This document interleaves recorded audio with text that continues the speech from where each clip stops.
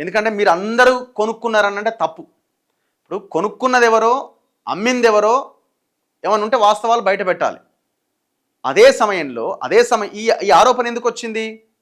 Paper వాల్యుయేషన్లో తప్పులు జరిగినాయి, Telugu medium అభ్యర్థులకు అన్యాయం జరిగింది అన్న ఇటువైపు ఉన్న మెజారిటీ అభిప్రాయం ఏదైతే ఉందో, దాదాపు 21,000 మంది రాస్తే 523 మందికి ఉద్యోగాలు వచ్చినాయి, మిగతా వాళ్ళకి రాలే.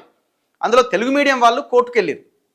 కోర్టుకెళ్ళే హక్కు, అధికారం వాళ్ళకు ఉన్నది. కోర్టు కూడా వాళ్ళ యొక్క అభ్యర్థనని స్వీకరించింది.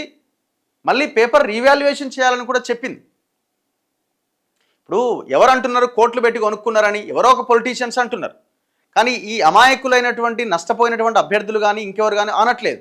ఇప్పుడు నష్టం జరిగిందా లేదా అనేది కోర్టులో ఉంది, కోర్టు తేల్చాలి. కోర్టు ఆల్రెడీ ఒక తీర్పు ఇచ్చింది, ఆ తీర్పుని గౌరవించాల్సిందే. వీళ్ళేమంటున్నారు, మాకు కూడా హక్కు ఉన్నది, మేము కూడా డివిజన్ బెంచ్కి వెళ్తాం, మేము కష్టపడి చదువుకున్నామని అంటున్నారు.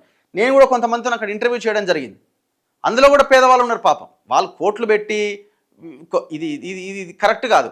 సరే, ఇప్పుడు వాళ్ళని ఇన్ఫ్లుయెన్స్ చేసిరు, వాళ్ళు వచ్చి ప్రెస్ మీట్ పెట్టిరు, ఏదేమని ఆరోపణ చేసినా, వాళ్ళు ఎవరైనా చెప్తే వచ్చినా ఇంకోటైనా ఒకటి మాత్రం వాస్తవం, అందులో కూడా పేదలు చదువుకున్న పిల్లలు కూడా ఉన్నారు. యూపీఎస్సీ వరకు వెళ్ళి మెయిన్స్ వరకు వెళ్ళి వచ్చిన పిల్లలు కూడా ఉన్నారు. ఆల్రెడీ ఉద్యోగాలు చేస్తున్న పిల్లలు కూడా ఉన్నారు.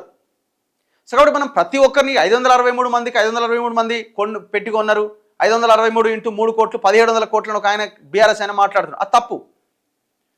ఎక్కడైతే తప్పు జరిగిందో ఆ తప్పు మీదనే మనం మాట్లాడాలి.